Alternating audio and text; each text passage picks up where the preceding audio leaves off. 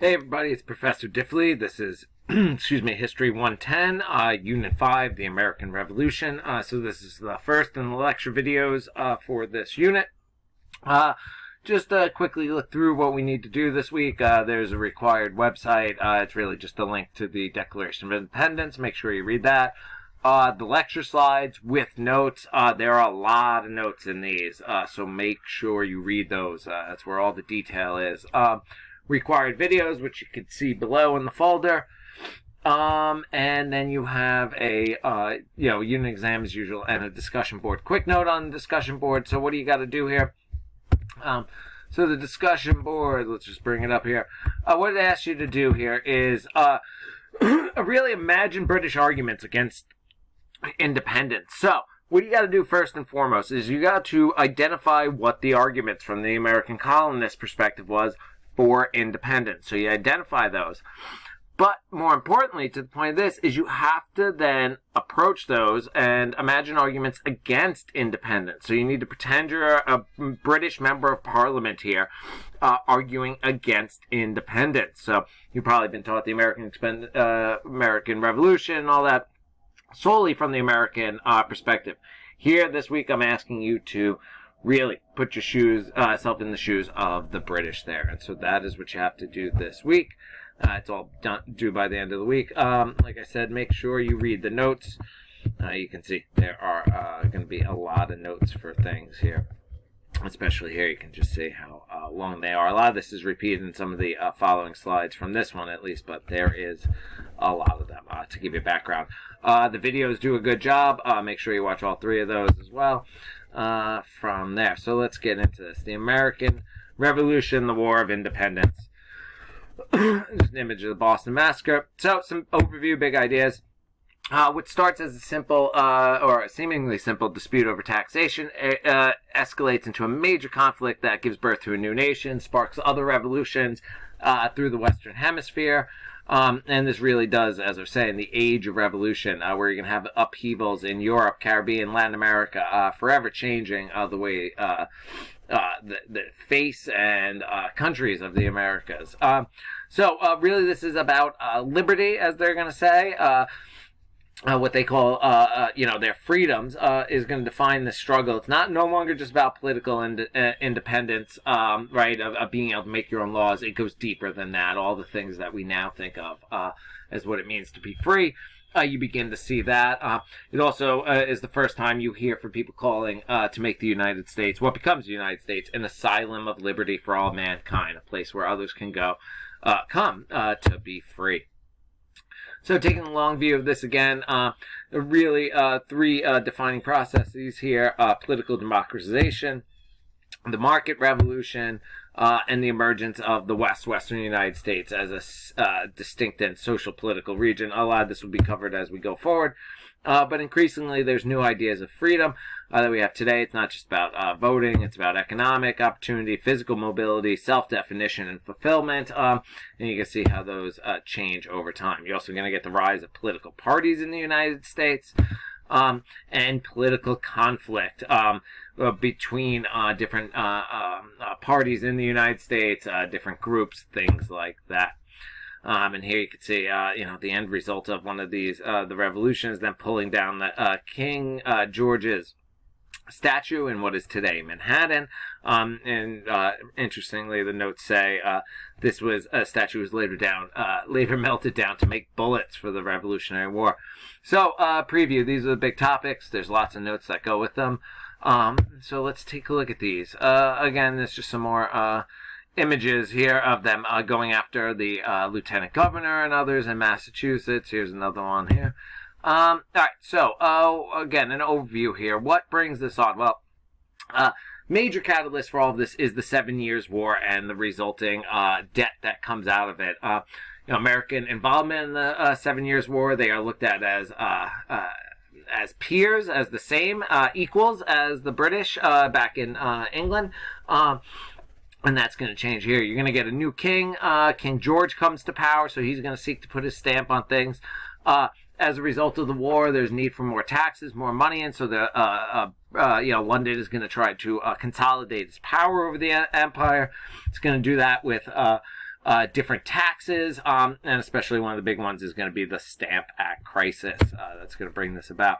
So how did they try to consolidate it to bring their power? They wanted imperial reforms, make administration of the colonies more efficient, raise funds to pay for the war, and finance their empire. So they're really tightening their grip over the colonies, who had, part of that salutary neglect up to this point, more or less left alone. Increasingly, the Americas are becoming more important to the British, and they want more tight control to get revenue and just control their empire. The 7 Years' War on taxing. Again, the cost of this war was massive. The British themselves back in England had to raise their taxes on their citizens to help pay for the war, which is going to lead the British to believe that the colonists should also pay taxes. If the people back in the homeland should pay taxes, this war, 7 Years' War, was largely fought in the Americas, then the colonists should have to pay too. And again, they believed it reasonable they should help pay down this debt, as they should stop violating imperial trade laws, right? They're part of the empire. They're British citizen subjects. They should be taking part in this. They should be following the laws, is their argument here. And so what they begin to do are these writs of assistance in the early 1760s, especially for smuggling, and that's really what the Navigation Acts are about. This allowed for general search warrants. Like today, you need a very specific warrant to search someone's home or property. Here, what they're trying to do to combat smuggling, it gives them, makes it an easier legal mechanism to board ships, naval vessels, to make sure that they are not smuggling. Let's look at virtual representation, which is an important concept here. Essentially, what the British argued is that not every part of the British Empire deserved representation in Parliament, that MPs, members of Parliament, had the entire empire's goals in mind, and so therefore people were represented. You didn't need a representative from your local district. In fact, there were parts of England at this point, entire cities that didn't have MPs in Parliament, and we're going to see the American colonists are going to want this. Taxation without representation, that should be familiar to you. This becomes the rallying cry and a real basis for American government and politics. Say that if we're going to be taxed by our government, we should have a say in it. We should have representatives to get to craft those. But again, millions of Brits did not have this. And so the British had that virtual representation. America argued, again, no taxation without representations. They said they wanted direct representation rather than virtual representation. This is a very old idea that the local people know their needs and desires the most, and they should have that voice there. And this is part of what was going on about this, is how they looked at the two sides. The Brits in London and the colonists in North America viewed the empire. The British saw this as a system of unequal parts, right? Remember, go back to mercantilism. Colonies served their mother country, was the idea. Colonists said, no, we're an association of equals. We're free colonists, we're British, that they had their same rights as British. So this is going to be a clash on how they conceive of the empire. Again, this would be a major stumbling block here. So what you're going to get, the Stamp Act here is the real first crisis in what leads to the American Revolution. Really what this was an issue over is trade regulations versus taxes and internal taxes. So you have trade taxes and then internal taxes, direct taxes. So you might be taxed on certain goods, right? Tariffs. If you don't want to pay the tax, don't buy the good, that sort of thing. This, instead, were taxes directly put on the colonists that pretty much everyone was going to have to abide by. So you get the Stamp Act of 1765. I would have said that any printed materials, anything in the Americas, needed a stamp from the crown, and here's an image of them on the right side of the screen. These are actual stamps that people had to buy and put on their papers, things like that. So this is a direct a direct tax. It's going to impact everybody there. And so what happens, though, is that this really angers the Americans. Again, it feels like a direct tax. They had no representation. This is something that's hitting everybody. It's not something you could avoid like you could with not buying certain goods. So first thing that begins to bring the colonists together is this, and they come together in a Congress, the Stamp Act Congress. 9 of the colonies came together. They said they were loyal to the British, but they also said they need a right to consent to taxation. They argue that this is essential, this right to be taxed and represented, freedom of people. Why is this important? First major cooperative action among the North American colonies. This gets them together. They realize they have a lot in common. They start dialogue, and they start to work together. This is going to really lay the foundations for what's going to come later. The Continental Congress will eventually declare independence, things like that. Some more images of the stamps. Just some more images here. And again, this resistance emerges, and liberty, again, is the rallying cry and a marketing symbol.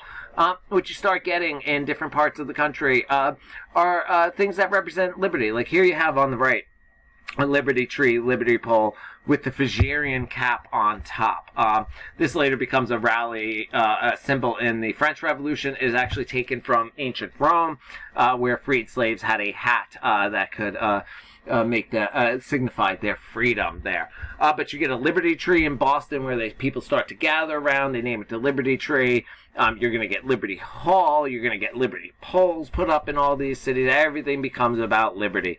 You also get committees of correspondence. Agreements of the representatives from the Stamp Act Congress to keep lines of communication over. Correspondence, written correspondence. You also get expansion of public political debates and discussion. This impacted everybody. So people start to get involved. They become politicized. They want to say, and that takes on a life of its own. Here, this is a engraving of the meeting under the Liberty Tree in Boston. Here are people putting up liberty poles in their towns. Here are some from Connecticut. This is where they have a marker saying where the liberty poles used to be. You're also going to see this, the Liberty Tree. It's no longer there. The British are going to cut it down in the war, and now it's been built over anyway in Boston, but this is marking the spot in Boston is this on the side of a building there. This actually shows, this is just a Google map, so that's where it is, by the T station on Boylston Street, near Chinatown in Boston.